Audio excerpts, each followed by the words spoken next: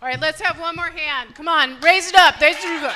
All right, let's have our other panelists make their way up here while I do what my writing teacher used to say, chuffa chuffa, which is the stuff that doesn't matter. Yeah, when you're writing a story and it takes a really long time to get to the story, he would go, "That's chuffa chuffa. Get to the story." So the story, shoe leather. So the story is this panel was formed over the concept of basically saying, look, we're not going to complain about where we aren't. Let's celebrate where we are. So the women that we have on this panel Ritz. tonight, what's that, darling? I said we're at the Ritz. We're at the Ritz, that's right. What we're going to talk about tonight is the firsts that these women have done. So these women they came, they saw, and they kicked ass, right? So I'm going to let them all introduce each other, and then we're going to hear their stories. So these are all women that I've met over my very long career. I started when I was 12 years old. That's why I'm so young and youthful looking. Youngish. And they've all done things that have never been done before. And that's the thing that we need to keep reminding ourselves again about, is that there's a lot of great work that we have all done. So I'm going to kick off by first saying, we're fantastic! Now, I want everyone in the audience to say it. I'm fantastic. I'm fantastic. All right, we're going to do it again in a minute. It feels good to hear. I'm like Tom Cruise in that weird frog movie. All right, so let's go down. Let's go down the panel and just introduce yourself and just give a little brief summary of your career. We'll start with you, Bettina. I'm first. Hi, my name is Bettina Sherrick, and I've been in digital since Right, 1997 was when I first started working on like a digital project. When everybody's like, "What the hell do you think you're doing? Nobody's gonna look at a website." So that's when I started. And I've been a woman pretty much all of my life. From the beginning. From the beginning, right? Yeah, so that's what they tell me. And so I've been a woman in digital for, but since the Stone Age. So now I am founder of Hollywood in Pixels. It's an organization dedicated to the preservation of the pixel. Many of you don't know that the very first Hollywood marketing campaign was actually done in 1993, before I even got in Hollywood. And a lot of those campaigns are at risk of disappearing because they're saved on media that our modern day machines can't even read. And so I've been on a one-woman crusade to try and convince people to not throw away their hard drives, their floppy disks, their SideQuest disks, their zip drives. I've got zip drives in my house, people, zip drives. So that we can actually make sure that the story of how Hollywood became digital doesn't get lost and deleted. So that's what I'm doing. My job before that, if you're wondering like what gives me the audacity to think I could do this, my very last job was I was Senior Vice President of 20th Century Fox International Strategic Digital Marketing. I was the first international digital employee hired in 2000, and I basically built everything that company's doing from an international standpoint, even though they don't know it. Oh, sorry. That's right. Excellent job. All right. Next, we're going to go to Sandy. And again, and this is something, by the way, when I was putting this panel together, a lot of these ladies said, "Oh, I don't know if I could, have I really done anything?" And so I wanted to change the language again tonight, based on what you were saying earlier. Is that, remember what I was just saying? I am fantastic. All right. Fantastic. Let's go to the next fantastic lady. Okay. Sandy Abrams. I think I was the one that said that to you because I whine a lot. Okay, we all said it. But I feel kind of outside of the digital technology world because, quite frankly, I am outside of that. I'm an entrepreneur. I started a business over 20 years ago in the beauty industry without any business background at all. And so 5 years ago, I wrote a book called Your Idea, Inc. to help other regular people with great ideas launch their own business. Thank you. And I feel so at home now on the panel because of the panel ahead of us and the entrepreneurial spirit. So while I don't necessarily speak that tech language, I think it's all about what they were saying, really being able to create your own opportunities. What I love about digital is that I feel like we are all entrepreneurs within this new platform, which is maybe not new to you and the people that have been in it for a while, but I think that there are so many spaces within digital now and technology where there aren't rules. So we as women in business can point out to a big brand, hey, I think you're missing this, or I could be helpful or valuable here. And I think we're just about hitting the tipping point where big brands are saying, I think you're right. And what does that partnership look like? And we're able to now tell them what it could look like. And so I think I'm here on the panel, I don't know, to talk about, You're here because you are fantastic. So, All right, one thing Sandy's not saying, and this is, again, something we're going to work on by the end of this panel, It's an Sandy intervention. invented the gloves that you put on your hands that soften them. So even though that sounds like something that's been around forever, Sandy actually invented that, and they're called Moisture Jams, and she was the first one to put them to market, okay?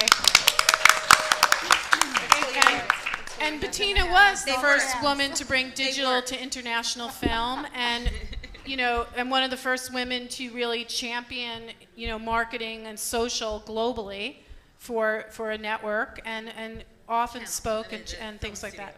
Whatever, you don't have to call them what they want anymore.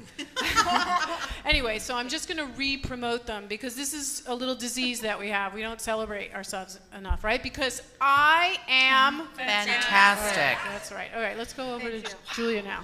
Okay. I don't make a living as a therapist. I don't know if you could tell. Oh, good. I didn't realize it was a workshop for me. My name is Julia Fry. All I ever wanted to do was work in the movies. So I came to Los Angeles to work in the movies, and I work in the movies. Yay!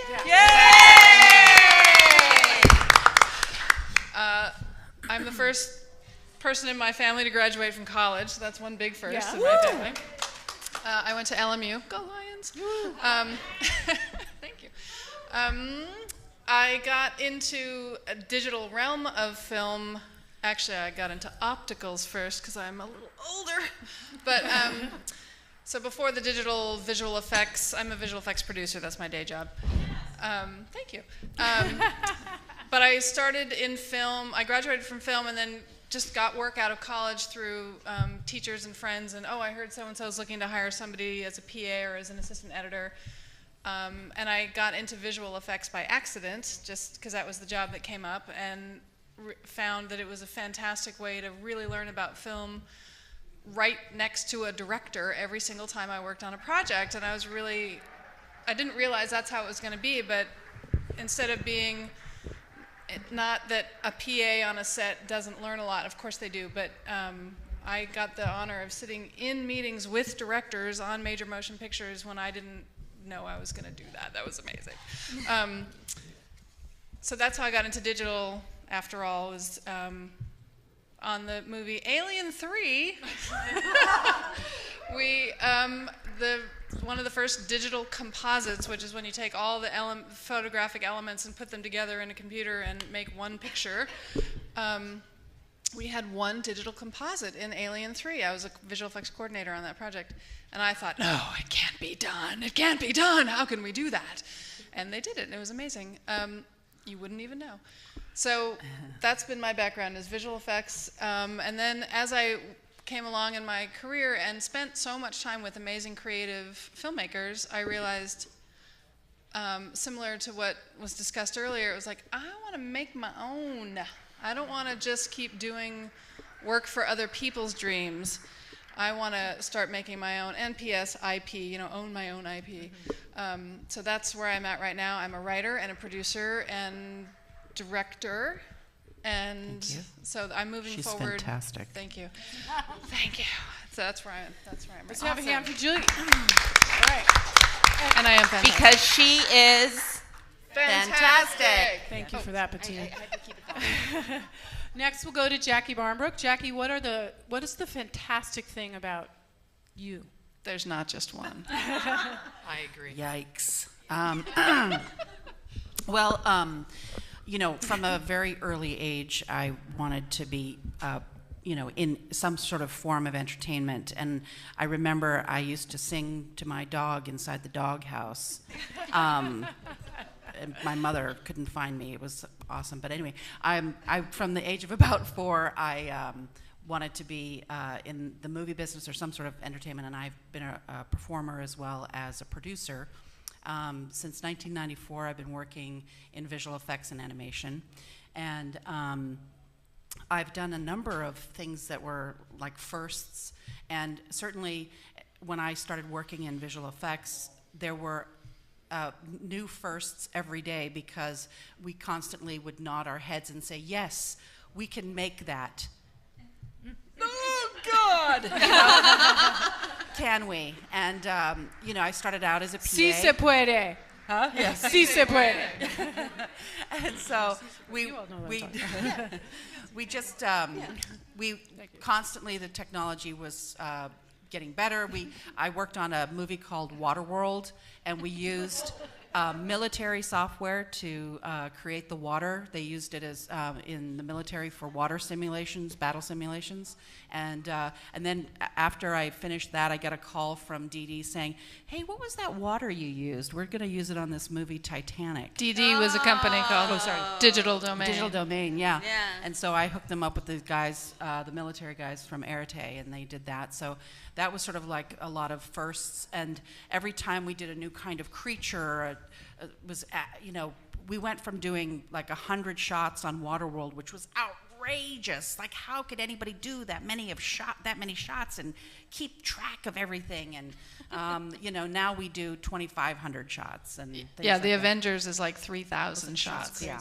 So those were firsts, and as I've sort of moved through my career, I realized that there are many moments that I am absolutely terrified, nodding my head, saying, "Yeah, sure, I'll do that job. Yeah, you can.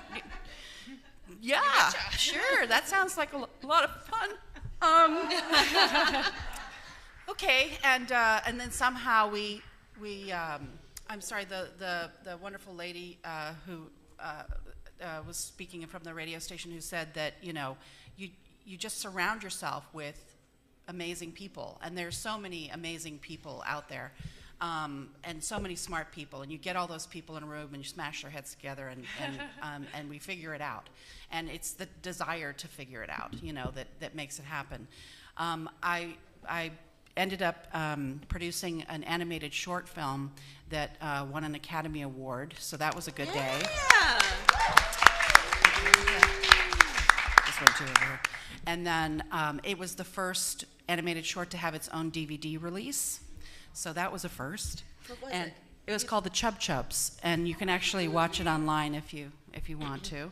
I love the Chub Chubs. The Chub Chubs, they're so cute. And then at some point, somebody asked me if I could help do this test for Alice in Wonderland, Tim Burton directed, and they wanted to put an animated character, a live-action character, and a performance capture character all in the same scene, shot in stereo with a virtual background that we could view in real time.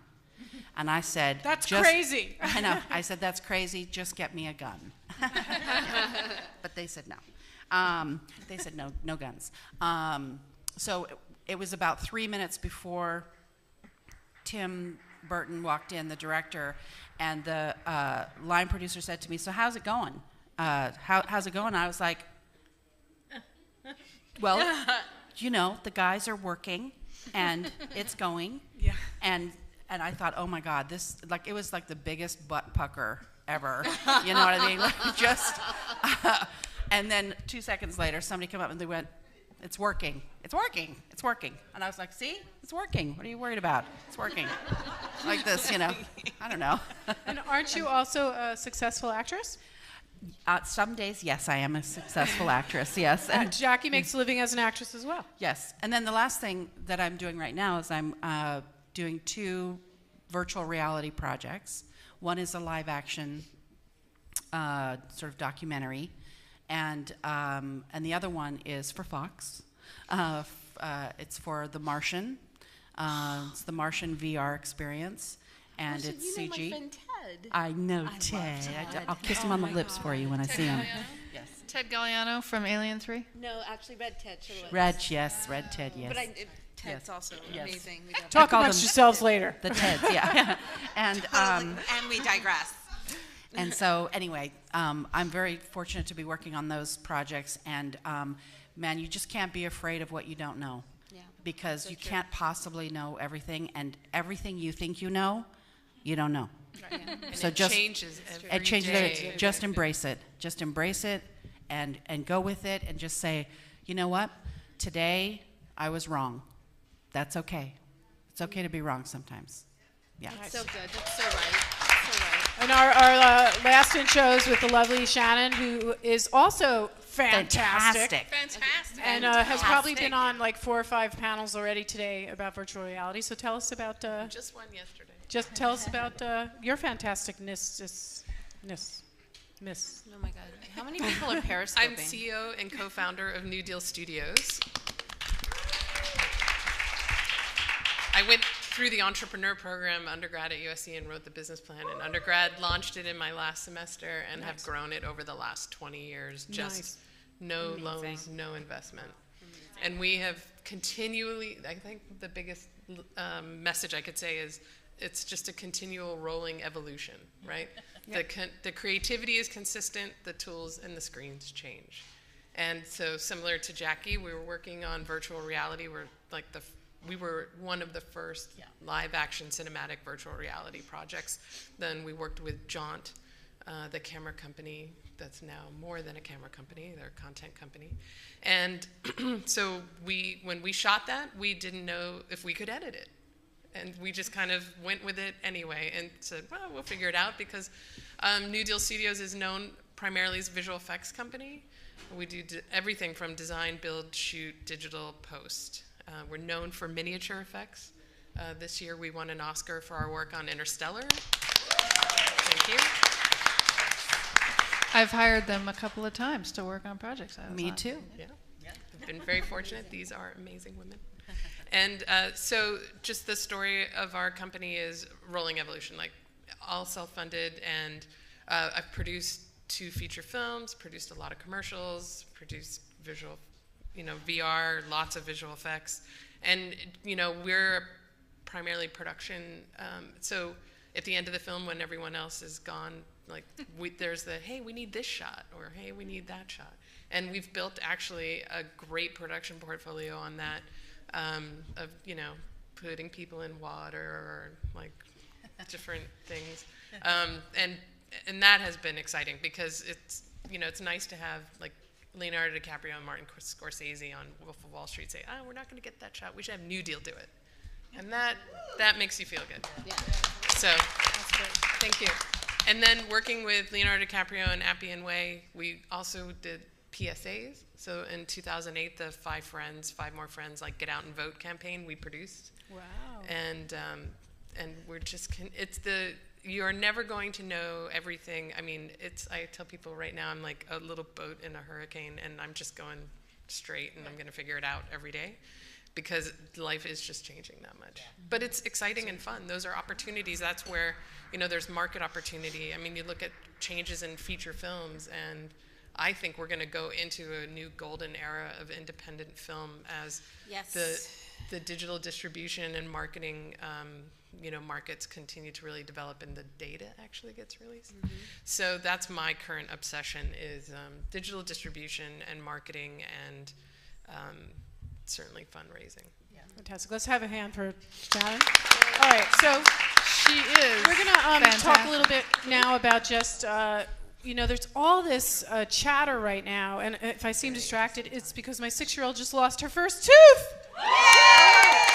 And she's 6. So I've got to find some cash. Anyway, so my question for you guys is, why is there so much chatter right now about women not accomplishing or not having big roles or not being, CEOs, when all of you guys are doing amazing things. So I just wanted a little talk about that, because everywhere I turn now, people are like, oh, the data about women. And I'm like, there's so many great stories. So what do you think is going on in our community right now? I'm going to throw that, just Yeah. step on everyone. It's because we're all more connected and we're talking and we see the data. And people are getting up and speaking and sharing and, you know, standing up. It's not, you don't stop at not. It's not enough. You see, if there were not, then we wouldn't be here. I think what I'm finding is I'm also brave enough now to talk about experiences being, you know, the only woman, and often the only woman of color in a room talking about digital when guys are looking at the person who works for me for the answers because he's the white guy and so he's safe. I mean, so I'm finally brave enough to have these conversations and say these things out loud, whereas before you were scared. You wouldn't have those conversations. And I think, you know, I kind of love that social media has allowed some people to kind of like jump in and say, hey, you know what? So like, this kind of happened to me, and then have other people go, you know, yeah, kind of happened to me too. And are you noticing that I'm talking like we have to talk in boardrooms so men listen to us? Oh, yeah, so sorry. I don't want to, yeah, okay. Well, I want to add to that one story and say to you that for years I was the only woman at tech conferences. I mean, literally, I was No bathroom literally line. right, and there was no bathroom line. But I would always, and the only other women were the latex-clad booth bunnies, right? And I would be going around to these booths, right, talking to these guys, and they wouldn't talk to me, and they wouldn't meet my eyes. It was like I was going to burn their heads off or something.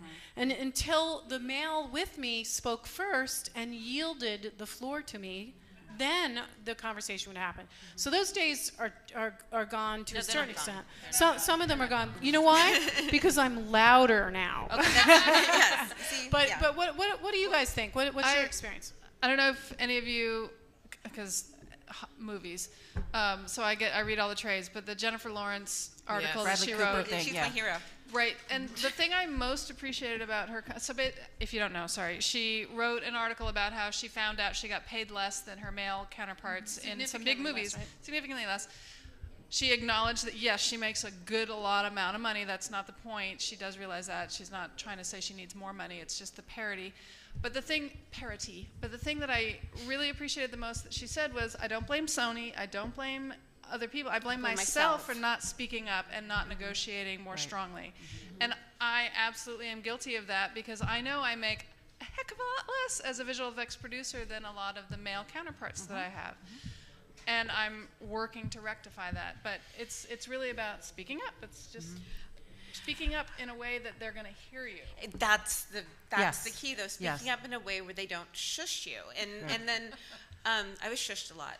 And it gets to you, and then at that point you just kind of you just start to lose resign your yourself courage. to it. Yeah, right. Yeah. Exactly. I mean, it's like you lose your courage, Yeah. even though you know, like you go home and you're thinking, oh my God, I just did X, Y, and Z, and no one's done that before, and people are texting you and saying, oh my God, good job, good job, good job. But when you get into that room and you feel like there's no advocate next to you, sometimes it's very hard to be your own advocate. And, you know, that's what I really like about this room already, is that it sounds like this group that I never heard of. Oh my God. That just tells you. Alliance for Women in Media. Right? No, I wish I'd known. But, you know, it's like you need to find the people who can help you and be that advocate when you want to speak up. I think also. No, don't apologize. Take the mic. Okay. Take it, Sandy. I was just going to say, I think that I've never been in the corporate world, but I think that now the entrepreneurial world benefits by having people leave corporate, women leave corporate and start their own businesses. And I feel like almost maybe ignorance has been bliss for me, that I haven't encountered that because I've just forged my own way. It didn't matter. I was never in your situation, in boardrooms and that corporate atmosphere. And I think that has helped me and navigate even the social media industry, and the things that I'm now trying to do through social media is that I don't feel that I need to hold back because I'm a woman or whatever. That I think that this room is great, that we all support each other and having that entrepreneurial spirit. I love seeing like Lori left corporate and started her own business, and so I feel like that's also happening more and more because women are saying, I'm not going to take it, and we can start our own businesses and do amazing things for ourselves, and as Lisa said, own that property, and I think that that's what's happening. I think that's great, and I also think that it's really important that we as women actually support each other, because a lot of times what happens is there's a lot of backbiting and gossiping and very negative stuff that happens that is so There's unhelpful. fear. Yeah, I think we can't be in competition with each other. We actually really have to support each other because we are our best advocates for each other. And you know, somebody told me a couple of years ago, they said, you know, it's kind of the butterfly effect. And that is, you have to share your gift. If you are a leader and if you have the ability to do something special, and special is a relative term, that there's going to be a woman on the other side of the world in a third world country that you're never going to meet who is going to be changed forever because of something that you did. Wow. And you'll never know about it, but you have to make it bigger than you. Yeah, wow. That's great. That's really Let me ask you guys also. Let's have a hand for that. Just to remind everybody, who's fantastic here? Everyone. That's right. All right, just in case anyone forgot. I want to toss another question to you, and then we'll toss it out to the audience. But has anything changed in the last few years? Like, is it evolving? You know, have you noticed anything? You know, what has changed? Because certainly, and I think some of you have mentioned this. For me, I've entered the, I don't give a fuck years, which is very helpful. Yeah. Right? 0 fucks left to Right. give. So I'm starting 0 fucks left to give. And we were talking about this outside. I'm starting to say to people, well, look, you pay the donut man for donuts. You've got to pay me. Because for some reason, women are terrible at negotiating for ourselves. And so often, as a consultant, they're like, well, it's good exposure. And I was telling these guys, well, I expose myself every night out my window. I want dough. So my question to you is, is anything bubbling up? I heard a good point about negotiation, which is think that you're the most successful person and you have all the money, and what would you do with it? Or think of your family, and then you're negotiating for them or what you're going to do, and not just for yourself. Right. And don't be afraid to ask.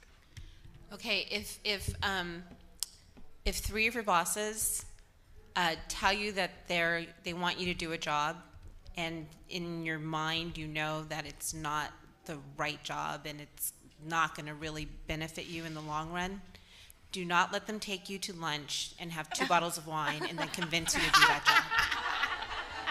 Yeah. I think we as women have intuition, right? Absolutely. And it gets shut down a lot. And, it's hard. We want to be pleasers. Yes, and it's a lot of strength to sit in a room of a lot of guys and have them beat you down, basically, and you don't want to beat that drum, okay? You don't want to beat that drum. I like to just sort of forge forward and kind of ignore. I kind of ignore that. But, She does that when she's driving too, by the way. So just don't get ignore in a car with everybody her. around me. Yeah. But I think, oh God, I totally forgot what I was going to say now. I had like a really good train of thought. Oh my God, I suck. What was your question? Are you pushing through and ignoring? Have you noticed things have getting changed? it done, Yeah, and you're fantastic. God, are you fantastic? Lori, you're making it worse. I can supplement your Yeah, thought. I yeah. think it's about bringing value. The difference, like in business, is think about when you're shopping for a product. You don't care who made it. If you want that new lipstick, you're going to buy it. And so I think maybe in the corporate world or in, it's about creativity and it's about bringing your value that no one else has, your unique, background and experience, and you have to own that value and know Yes. that it has a lot of worth. And Exactly. I was talking about intuition. Sorry. Yeah, we're talking about intuition. That's right. Go ahead. Sorry. Don't be sorry, Jackie. I Just know. God. Take the mic, Jackie. Intuition, Take the go. mic. Go with your gut. Sorry, not sorry. Thank you. Go with your gut. Go with your gut, she said. Yeah, no, but be brave. Just be brave. You know, the thing that I think has changed for me is that I have more confidence. I have more personal confidence, and I have more. I've been doing this for so long now. It's like I don't need somebody else to approve of my contribution. It's like I'm going to make a contribution. If you want to participate and if you want to hear the information and you want to take that information, that's great. I can't convince you beyond just giving you the information, and I'm not going to do it in a masculine way. I'm not going to try to beat you over the head with it or get all chest puffy. You do have a nice. You do have a nice. You know. I already have a puffy chest. That's right. I'm just saying. I don't need to chest puff. Blessing, right? I've been a chick. I'm a chick. Yeah. I tell you. Yeah. So, but You came to those on your own. Nobody helped you. but just be brave. Trust your intuition. It's there for a reason. Your emotions are guiding you. Let them guide you, and just try to do everything from a place of authenticity and not being afraid of what the outcome is. And I'd like to dovetail into that, which is, I think the turning point for me in a world that's filled with men, and in a world that's filled with men, she was able to. The turning point for me was, I mean, it is maturity helps a lot. Of course it does, in any field, in any part of your life. But the turning point for me was really separating, going with my instincts and going, you know, staying true to myself, but also really separating myself from this job is not who I am. This is a job that I do. This is a skill that I have, but that's not me. So the very first job where I really put that consciously to effect was on a project where it was a very straightforward visual effects project, and they hired me on after they'd finished shooting, and so all these people had already been working with this director for quite some time, and they're like, Julia, okay, you just have to know he's a screamer, which means he's just a loud ass and whatever. And I'm like, and part of me, I was coming into this so out of objectively, I was like, okay. So I spent the whole time in meetings with this guy, and he would scream at me, but not because of me. He was just a screamer. He was just a guy who just had to get things done. And I was like, okay. So it was really fantastic practice in that particular project to really separate. He can scream all he wants. I used to be like, scared, my God, what does he need? And I got to get it for him, and can you help me? And I'm like, shit, he's yelling at me. What do I do? Yeah. And this time it was like, he's yelling. That's funny. Okay, so tomorrow at 10, we're going to have that meeting, and I'll see you then. So it's really the separation of the objectivity of you know what you're doing, you know what you want, you go with your gut, and other people can have their opinions about that, and you can choose to go, hi Joy, and you can choose to go, yeah, okay, I'll think about that, thanks, let me get back to you. Or, no, that's not what I'm going to do. Or, yes, that's fantastic. Let me work on that with you.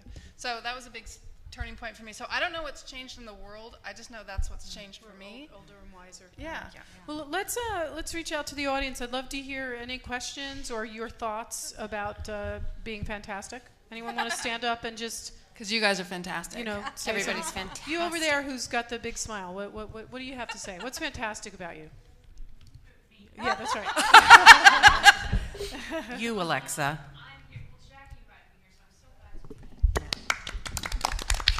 That's because you're fantastic, Alexa.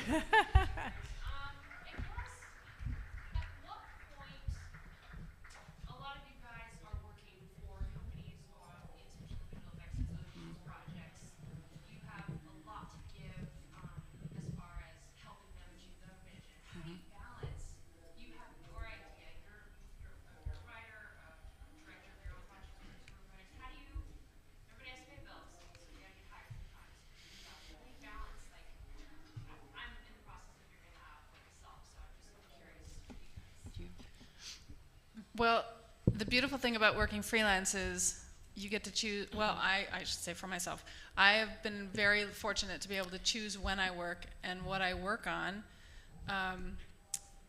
because I live a more modest life. I don't try to, I'm not working just to make the money. and it's good money in Hollywood. I'm not in any way denying that, and I'm very grateful for that. But I don't work a lot. When I work on a project, like the last big project I worked on was White House Down, and it came out in 2013, and maybe nobody saw it but me, and Over and over again? over and over again. But anyway, the point was I took that job because it was a good paycheck, and that allowed me to then not really work for another, and I am married, my husband's a writer, so we're both freelance, so we make the equivalent of one salary between us, and that's our choice because we buy time with our money. And so with that time, I write, I work on projects. I keep pointing at her because we work together a lot. So that's how I do it. I really You focus design your on- life. You design your life. And You design your Nice. life. and Design some your people life. just That's nice. work because they just need to buy the bigger house and get the better car, and there's nothing wrong with that. Because Or some of I us would like have, to have a new car. Amazon problems. I have an Amazon problem. Who has an Amazon problem? It's so easy Got to any go more? one click. Why is it so easy? Nope, you turn off so turn easy. off the Yeah. click. Turn off. Anyway, the so that's click. that's how I do it. Is you But design Tina your and Sandy, life what- and you really make choices. You really you have to be clear on what you want, and you have to design your life around. My absolute goal is to write and sell screenplays. Okay, what do I need to do that? Nice. And it doesn't happen as fast as I want because I don't have as much free time as I want. But that's you got to work it. You know, I've been very fortunate that I get to work as an actor as well as a visual effects and animation producer.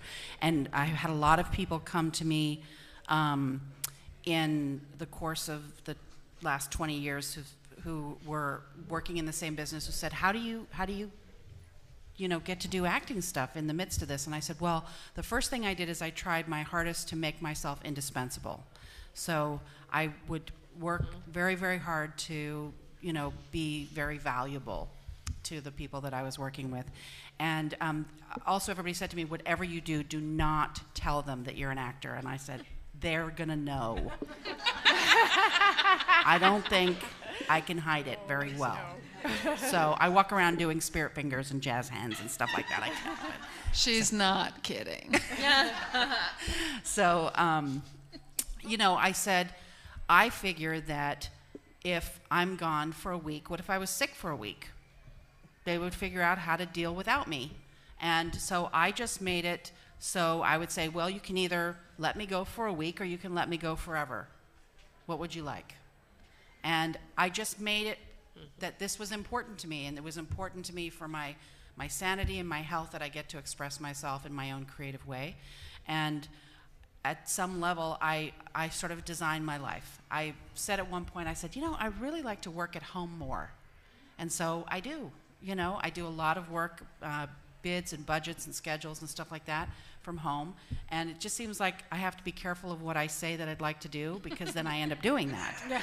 And I'm very fortunate, but I'm also very clear at times that, I would like to do X. And I try to design my life around whatever that X is. Sandy, Bettina, Shannon, any before we wrap? I'm still designing. You're still designing. Oh yeah, totally. I, Me too. I don't think there's But- any such but thing both, as balance. It's a Sandy, moving Tina, and I target. was Shannon, designing it in one direction, and it just wasn't coming together. It was just, and so I decided, okay, stop. Let's reevaluate. I'm really focusing on Hollywood in pixels and what that means, while I actually look for a job that's going to let me live my life the way I want to, and not, lose sight of everything. You guys, what? I left Fox at the end of November. I'm just going to get a little personal here. I left Fox at the end of November, and it took me a while to actually not check email every 15 minutes. And around February, my son's 12. He's sitting outside that door doing his homework. He's very cute. Yes, he's the one with the purple hair. So he turns to me and he says, Mom, you're different. You actually hear me now.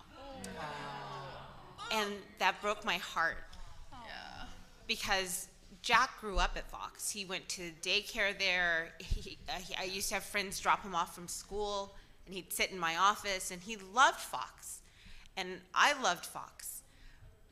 but towards the end, I wasn't the person I wanted to be. I felt like I was just surviving. And, I wish I had known I should have left sooner, and then maybe I wouldn't still be designing. I would be where I'm supposed to be, now. So make sure you check in on people who love you and let them tell you what you're doing and kind of listen. I don't mean like, the snarky people like, my mother. Because they'll tell you.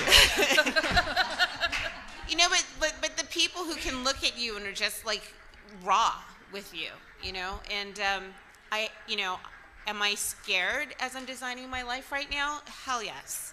Have I ever been happier in like my career, in my big career? I'm not talking about my pre-career. I'm talking about my big career. No, because I feel like I've got choices. I can own IP. I can, I can do these things, and so, yeah, exactly. Oh my gosh, I wasn't expecting that. You were fantastic. Yeah, you're fantastic. That's pretty good. Also, I think the non-technical side of technology right now is that we are living in the best time to design our lives and to start a business or create opportunities. The access that is available to us to pitch an idea to somebody is like one, LinkedIn click away these days, which I find is like this huge playground online that. She's not kidding. Sandy will link in with anybody she thinks has something. See, I love that. Good to know. Right. I mean, She's a LinkedIn hoe in a good way. I'm not. I'm a Twitter hoe. I'm a Twitter hoe. Twitter hoe. It's at Sandy Abrams. We can tweet after the panel. But I'm at Bettina. No, but Okay. you're going for what you want. I'm going for what I want, but what I'm saying is that the non-technical side of tech is that, we are all lucky to be in this, to be able to create our own lives right now and utilize technology to collaborate with people and to access people that otherwise we would have no way of contacting. And then I'll end on the note about my niece's physics teacher, when she graduated a couple years ago, gave a couple like physics concepts and one of them was for success, saying to always be happy for your friends when they find success down the road, because success is not a finite quantity. Yes. There is enough for all of us. Yes. Yes. And so, Yes. Well done. Wrap it up. I do want to say that it's a great time to start a business, whether you're technical or not, and we're in the heart of Silicon Beach right here. And one of my favorite examples is Laura Fine from Laurel and Wolf, which is an online platform for interior design. And she, 18 months ago, was an interior designer, didn't know what Ruby on Rails was. She's gone through her second round of funding, and she's really kicking butt. And she just had an article in Fortune. So, I mean, just there. And businesses are scaling down and want people to be more independent and work from home. And like even for my business, I rebooted my entire accounting system to be more online and save 70% of the labor. Wow. That's amazing. And I have 2 people who work remotely part-time. And it's just wonderful what you can do. So just Let's have a hand for our panelists. So we have a couple of things to do. First of all, let's do it one more time. I am Fantastic. Great. So we're gonna give away a guitar, correct? But before we do that, we have also some women from Women in Film here. Will you raise your hand, Women in Film Women, if you want to talk to them? Another great organization. Obviously, Alliance for Women in Media, so come talk to them. And then I also wanted to do just some promoting. I have a radio show as well. It's on Wednesdays at 1 p.m. on Voice America, the Tech Cat Show. So please listen up, because I am Fantastic. That's right. All right. So let's get to the fantastic. Sure. All right. And the guitar goes to Jill Allen. Jill Allen? Gotta be present. All right, Jill Allen. Let's do it again. No, Jill Allen. All right, Jill Allen? No, I'm not Jill. Jill Allen. Okay. Here we go. All right. The fabulous Raquel Krause. Raquel? Raquel? All right, no.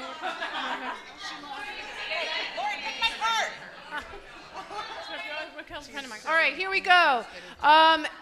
Althea Garvey? Oh my God.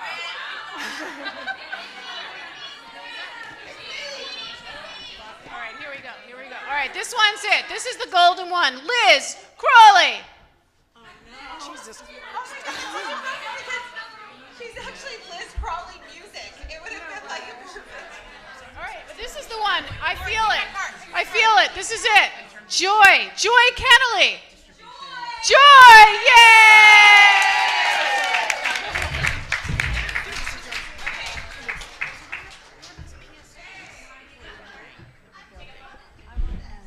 As marketing and as calling cards and So please come up and talk to the ladies. And what I hope you take away from this is this feeling that we're all doing great things. This is a great time for women.